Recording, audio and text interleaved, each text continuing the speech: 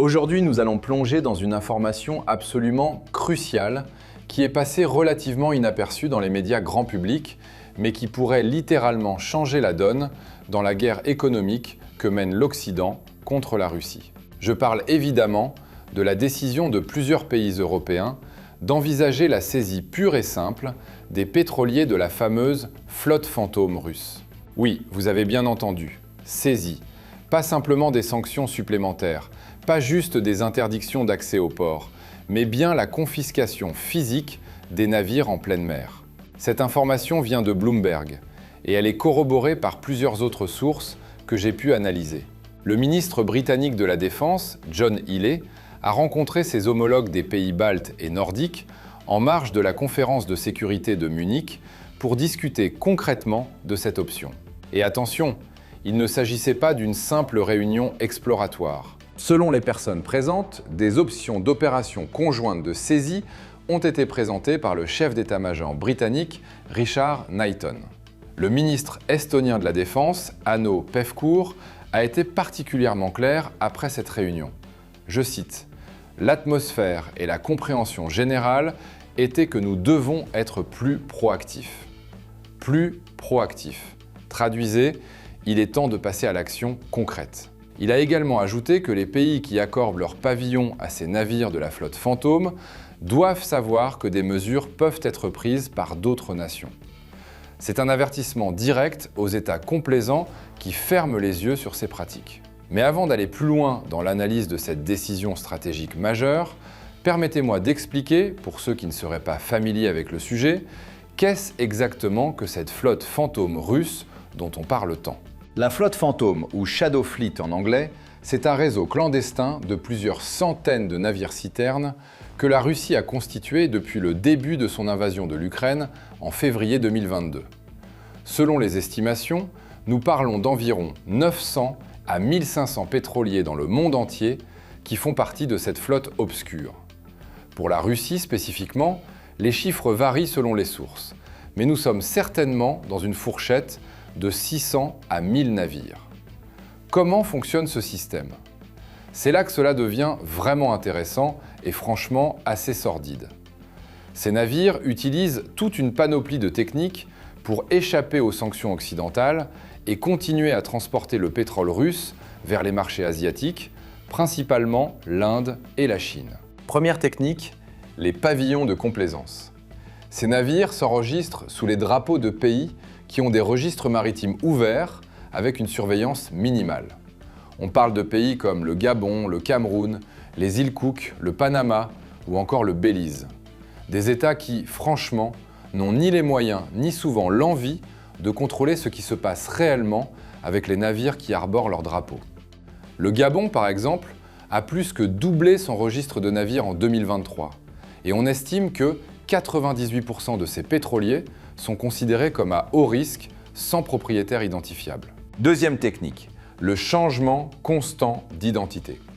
Ces navires changent de nom, changent de pays d'enregistrement, parfois même changent leur numéro d'identification maritime, le fameux numéro IMO, qui est censé être unique et permanent. Il y a eu un cas où un navire appelé l'Arcusat, précédemment nommé le TIA, a carrément changé son numéro IMO. C'est comme si vous changiez votre numéro de sécurité sociale pour échapper au fisc, mais en version maritime. Troisième technique, l'extinction des systèmes de localisation. Ces pétroliers éteignent leurs transpondeurs AIS, les systèmes qui permettent de suivre les navires en temps réel. Ou pire encore, ils diffusent de fausses positions géographiques. Vous pensez que le navire est en mer Méditerranée, alors qu'en réalité, il est dans l'océan Indien. C'est du brouillage pur et simple. Quatrième technique, et c'est peut-être la plus sophistiquée, les transferts en haute mer. Le pétrole est pompé d'un navire à un autre en plein océan, dans des zones reculées, loin des routes commerciales habituelles. Cela permet de brouiller complètement la traçabilité. Le pétrole qui quitte un port russe sous pavillon russe se retrouve soudainement dans un autre navire sous pavillon panaméen, et impossible de prouver l'origine de la cargaison. Et maintenant, parlons du point absolument crucial, l'assurance. Les assureurs occidentaux sont interdits d'assurer ces navires. Donc, ces pétroliers naviguent soit avec une assurance russe douteuse, soit, et c'est encore plus inquiétant, sans aucune assurance du tout. Imaginez un instant les conséquences. Ces navires transportent souvent plus d'1 million de barils de pétrole brut. Un seul accident, une seule marée noire, et nous parlons d'une catastrophe environnementale à des milliards de dollars. Et qui va payer? Personne, parce qu'on ne peut pas identifier le propriétaire réel, et il n'y a pas d'assurance. Ce sont les États côtiers qui devront assumer tous les coûts de nettoyage. D'ailleurs, les incidents se multiplient. On parle d'environ 2 incidents par mois impliquant ces navires. Échouements, collisions, incendies, panne de moteur. Ces bateaux sont vieux, mal entretenus et représentent de véritables bombes à retardement écologique qui flottent sur nos océans. Maintenant que vous comprenez ce qu'est cette flotte fantôme, revenons à la décision européenne d'envisager leur saisie. Pourquoi maintenant? Pourquoi cette escalade? Plusieurs raisons se conjuguent. Premièrement, malgré toutes les sanctions imposées depuis bientôt 4 ans, la Russie continue d'exporter des volumes massifs de pétrole. Selon les données de l'Institut d'économie de Kiev, en novembre 2025, la Russie a exporté du pétrole brut via la mer Baltique avec une augmentation de 4,5% par rapport à l'année précédente. Vous avez bien entendu, augmentation. Les sanctions actuelles ne fonctionnent tout simplement pas assez bien. Deuxièmement, il y a eu plusieurs précédents récents qui ont montré que la saisie de ces navires était non seulement possible, mais efficace. Le 7 janvier 2026, les États-Unis, avec l'aide du Royaume-Uni, ont saisi le pétrolier Marinera qui naviguait sous pavillon russe après une poursuite de plusieurs jours depuis les Caraïbes.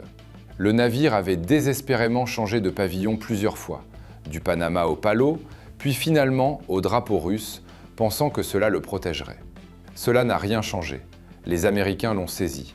Le 22 janvier, la marine française a arraisonné un pétrolier provenant de Russie en Méditerranée. Puis début février, les gardes-côtes américains ont saisi un autre navire, le Veronica, rebaptisé Galileo, dans l'océan Indien.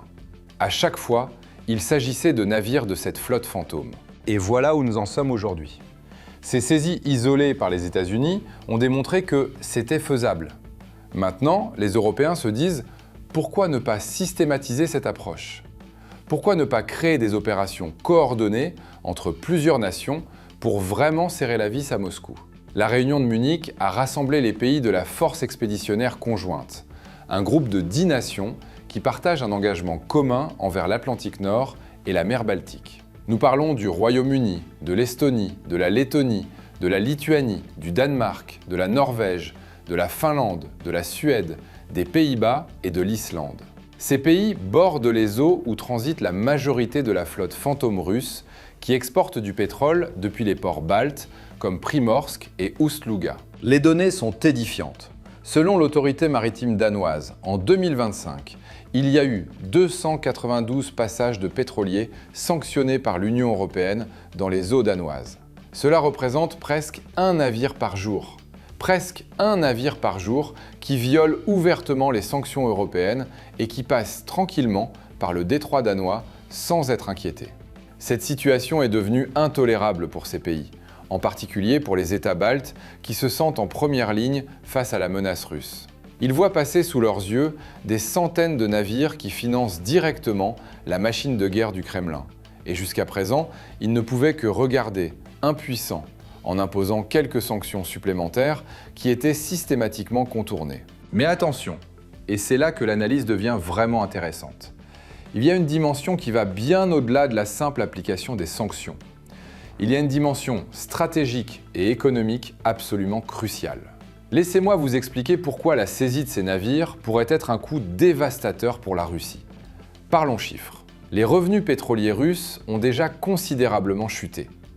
En janvier 2026, les revenus de l'État russe provenant de la taxation de l'industrie pétrolière et gazière sont tombés à 393 milliards de roubles, soit environ 4,3 milliards d'euros. Comparez cela aux 587 milliards de roubles de décembre, ou pire encore, aux 1120 milliards de roubles de janvier 2025. C'est le niveau le plus bas depuis la pandémie de Covid-19. Pourquoi cette chute? 3 facteurs principaux. Premièrement, le prix du pétrole russe s'est effondré. L'Oural, le principal brut d'exportation russe, se vendait à seulement 38 $ le baril en décembre, alors que le Brent, le référent international, était à 62 $. Cela représente une décote de 25 $ par baril. C'est énorme. Deuxièmement, les sanctions américaines sur Rosneft et Lukoil, les deux plus grandes compagnies pétrolières russes, imposées par l'administration Trump, commencent à mordre sérieusement. Les acheteurs demandent maintenant des remises encore plus importantes pour compenser le risque de violer les sanctions américaines. Troisièmement, et c'est là que notre sujet d'aujourd'hui entre en jeu, les opérations de saisie des navires et la pression croissante sur la flotte fantôme rendent de plus en plus difficile et coûteux pour la Russie d'acheminer son pétrole vers les marchés. Mais ce n'est pas tout. Il y a également la pression exercée par Trump sur l'Inde. Le président américain a menacé d'imposer des droits de douane punitifs à l'Inde si New Delhi continuait d'acheter du pétrole russe. Au début, il avait fixé des tarifs à 25%, puis les a réduits à 18% après que Modi ait accepté, du moins selon les déclarations américaines, de réduire les importations de brut russe. Or, l'Inde est absolument cruciale pour la Russie. C'est devenu l'un des principaux acheteurs de pétrole russe depuis le début de la guerre. En novembre 2025, le volume des contrats conclus pour des livraisons vers l'Inde n'a atteint que 60% de la moyenne mensuelle de l'année. Et les analystes pensent que ce volume pourrait encore chuter de moitié en décembre. Si l'Inde se retire du marché ou réduit massivement ses achats, la Russie se retrouve dans une situation catastrophique. L'Arabie Saoudite, l'Irak et le Koweït se positionnent déjà pour remplacer le pétrole russe en Inde, en offrant des rabais sur les contrats au comptant et de nouveaux accords à long terme. Maintenant, ajoutez à ce tableau déjà sombre la possibilité que l'Europe commence à saisir systématiquement les navires de la flotte fantôme. Que se passerait-il concrètement ? Premièrement, cela créerait un précédent juridique et opérationnel majeur. Si plusieurs pays européens, agissant de concert, commencent à arraisonner et à confisquer ces navires dans leurs eaux territoriales ou dans les zones économiques exclusives, cela enverrait un signal extrêmement fort. Le temps de l'impunité est terminé. Deuxièmement, cela augmenterait massivement les coûts et les risques pour quiconque opère ces navires ou accepte d'y transporter du pétrole russe. Les armateurs, même ceux qui se cachent derrière des structures opaques, réfléchiront à 2 fois avant de risquer de perdre un navire qui vaut des dizaines de millions de dollars, plus sa cargaison. Troisièmement, et c'est peut-être le plus important, cela réduirait la capacité de transport disponible pour la Russie. Rappelez-vous, nous parlons d'une flotte qui a été constituée spécifiquement pour contourner les sanctions. Si vous commencez à saisir ces navires un par un, la flotte se réduit. Et contrairement à ce qu'on pourrait penser, il n'est pas si facile de remplacer rapidement des centaines de pétroliers. Le marché mondial des pétroliers d'occasion n'est pas infini, et chaque navire saisi est un navire de moins disponible pour transporter du pétrole russe. Les chiffres parlent d'eux-mêmes. Selon une analyse détaillée, les sanctions de janvier 2025 imposées par l'Office de contrôle des avoirs étrangers américain, qui ont ciblé 158 pétroliers, ont réduit la capacité active de la flotte fantôme russe de 46%. 46%, c'est colossal. Et cela a forcé la Russie à dépendre à nouveau davantage des services de transport maritime conformes aux sanctions occidentales, ce qui donne justement aux décideurs politiques un levier accru sur les exportations de pétrole russe. Imaginez maintenant que l'Europe, avec ses 10 pays de la force expéditionnaire conjointe, lance une campagne similaire de saisie coordonnée. Nous pourrions voir la capacité de la flotte fantôme chuter de 70, 80, peut-être même 90%. À ce stade, la Russie se retrouverait dans l'incapacité physique d'exporter ses volumes habituels de pétrole. Et là, nous touchons au cœur du problème pour Moscou. Le pétrole et le gaz représentaient, avant la guerre, plus de 40% des revenus fiscaux du gouvernement russe. Aujourd'hui, avec les sanctions et la chute des prix, ces revenus ont déjà chuté de 24% en 2025, passant de 146 milliards de dollars à 111 milliards. Une nouvelle chute drastique des exportations pourrait faire plonger ces revenus à 46 milliards de dollars d'ici 2026, selon certaines projections. Qu'est-ce que cela signifierait concrètement pour la Russie ? Une chose très simple. Poutine n'aurait plus les moyens de financer sa guerre en Ukraine. L'économie russe est déjà sous pression énorme. La Banque centrale maintient le taux directeur à 21% pour combattre une inflation proche de 10%. Ce taux d'intérêt élevé étrangle les investissements privés et conduit à une combinaison mortelle de hausse des prix et de stagnation économique. Les défaillances de prêts augmentent, les entreprises font faillite en masse, les restaurants ferment, les particuliers ne peuvent plus rembourser leurs emprunts immobiliers. Le ministre russe du Travail a même averti en juillet 2025 que l'économie aurait besoin de 10,9 millions de travailleurs supplémentaires d'ici 2030. Mais où les trouver quand des centaines de milliers d'hommes sont mobilisés ou morts en Ukraine? L'économie de guerre russe a créé une illusion de croissance grâce aux dépenses militaires massives. Mais derrière cette façade, le secteur privé agonise.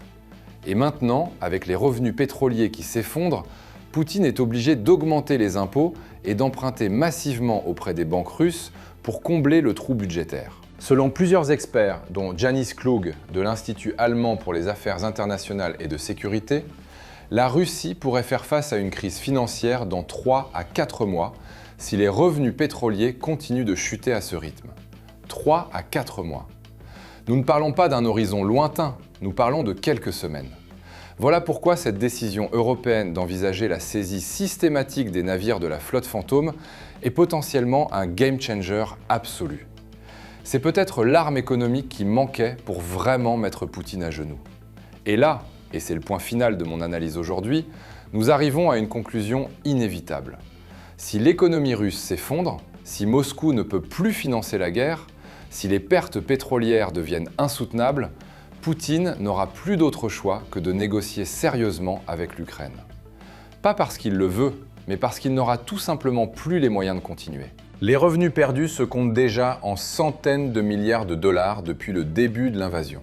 L'Institut d'économie de Kiev estime que la Russie a perdu 159 milliards de dollars de revenus d'exportation de pétrole entre mars 2022 et août 2025.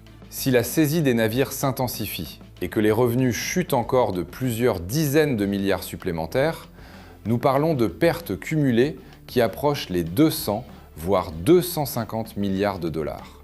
Pour mettre cela en perspective, c'est plus que le PIB annuel de pays comme la Hongrie ou la Roumanie. C'est une hémorragie financière que même une économie comme la Russie ne peut pas soutenir indéfiniment, surtout quand elle doit simultanément financer une guerre coûteuse, maintenir son appareil d'État, payer les pensions et les salaires et essayer de ne pas créer un mécontentement social explosif. Alors, est-ce que cela va réellement se produire?